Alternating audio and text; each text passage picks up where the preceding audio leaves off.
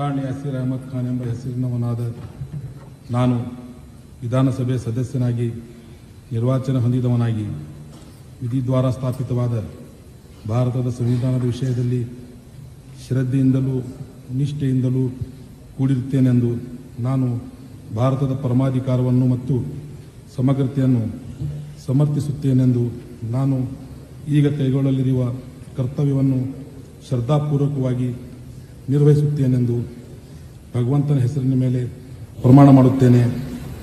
ಸತ್ಯ ನಿಷ್ಠೆಯಿಂದ ಪ್ರತಿಜ್ಞೆ ಮಾಡುತ್ತೇನೆ. ನನ್ನ ಪೂಜ್ಯ ತಂದೆ ತಾಯಿ ಹಾಗೂ ಭಾರತದ ಸಂವಿಧಾನದ ಮೇಲೆ ಪ್ರಮಾಣ ಮಾಡುತ್ತೇನೆ.